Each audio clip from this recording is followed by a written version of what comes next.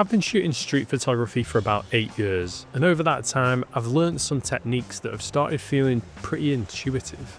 And while I learnt these techniques in the streets, I've used them in wedding photography, I've used them in landscape photography. They work in all different kinds of photography to make things more interesting. These techniques are things that you could sort of pull out at any time. They're sort of tools to your toolkit that you can use whenever you need them and put them away when you don't. All three of these things are things that I use all the time. I use them every time I go out shooting. And the last one is one of my favorites. And to be honest, I'm pretty surprised to see that hardly anyone really uses it. So I guess we better get into it. I think for most of us, when we first start photography, we're most likely to go out at broad daylight. It's the time that you're most likely to actually be able to go out. And I guess it makes sense. The sun's shining, it's bright. Why wouldn't you go out and shoot at that time? And before all you guys start thinking, oh, he's just going to tell us to shoot at golden hour, I'm not. You probably should shoot at golden hour or blue hour because it's better light, but that's not what this tip is. No, the tip I'm talking about is kind of possible in all kinds of light. I think it's better in the hours just before and around golden hour, but you could use it most of the time. A few months ago in Las Vegas, while waiting for a taxi, I saw the low sun coming down and some people in front of me. And I noticed in the middle of it all, a lamppost blocked out the sun. And that's where I took this shot. And it's really one of my favorites from the whole trip in the US. And one of the things that makes this such an effective photo is that it's backlit. Because the low sun is hitting the back side of the lamppost and the back of our subjects, it creates loads of depth. As you can see, the front of our subjects is in the shadow, the back of them is lit by the sun, and then after that there is some more shadow, and then even further in the background there is some more bright light. These are layers of light, and this is what creates depth. I've repeated this in Porto, in San Sebastian, in Lourdes, which is a weird place, and it works a treat. Backlight can really bring a frame to life and, like I say, add a shitload of depth to it. And all you've got to do really is try and make sure that the sun isn't directly in the frame.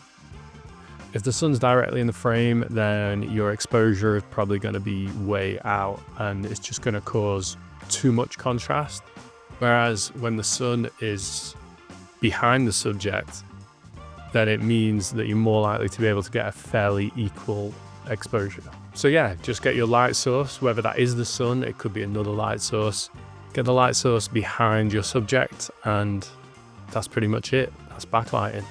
It's not something that I would use all the time, but it is a really, really good trick and a really good technique to use. And like I say, it makes for some really interesting shots. So when you find yourself with maybe a low sun, maybe it's sort of winter time or something like that, or it could be around sunset, then you want to maybe try and backlight things because it looks really good.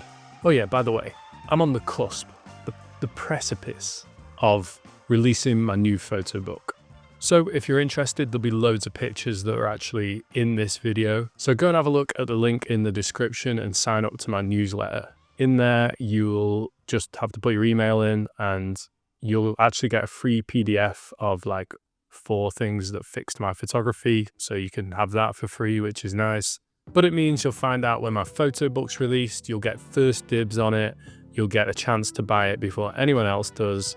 And it's amazing because it supports me, but it means you also get a cool photo book, and that's just great. This next one is something that I do all the time, especially if I'm in a new location and I know that the location could be good, but I just can't quite figure out how to make it interesting or how to get a shot worth taking. I guess this is something that has just become a part of my style now, and I think it adds so much to an image or a location, especially if before it would just be sort of simple and boring. Often when I'm out shooting, I'm looking for a way to frame the subject. So like this one, it's actually a bit more of an elusive photo in a way, I guess, but it's given some context and some depth by including the car window frame. Or here, using part of the wall creates a really unusual frame that really brings your attention to what's going on in the middle of the picture. It's not necessarily a photo that I love, but you could definitely use this technique to make some really interesting shots. You know, sometimes I see things like broken glass or like a cut open barbed wire fence or something like that. These might be sort of cliche things to use, but you can literally use anything you want. I mean, especially if you're with people or stuff like that, you can use, you know, maybe someone's got their arm up like that, you can literally frame it through there or anything at all. And it's a fun thing to have in your head and go, yeah, framing, you know, let's think about that. It absolutely can transform a boring spot and make a really interesting photo.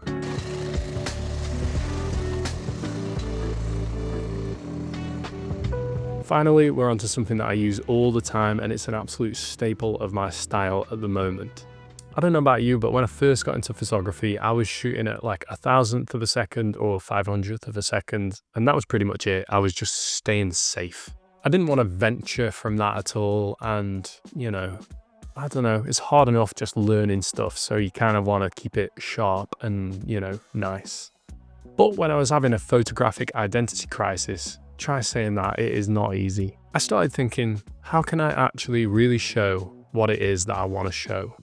Like, how can I portray emotion the way I really want to? And one of the things that I came up with was movement. And not dad photography movement. I mean, you know, 20-second exposures. There's nothing wrong with it. I'm not dissing you. You know, you do you, Alan. I'm talking between a second and a 30th of a second, pretty much. Slow enough to show movement, but not so slow that it's just a mess. Although, I mean, sometimes I do make a mess. Showing movement in your photography is a massive way of being able to set your work apart from other people's and just make it more interesting. You can really play around with composition. You can really play around, like I say, with the emotion that you're portraying in an image. If one person is, for instance, not moving, but everything around them is moving, or if you have a really still frame and there are things moving through the frame and it's, you know, there's enough to kind of tell what the thing is rather than it just being a complete blur.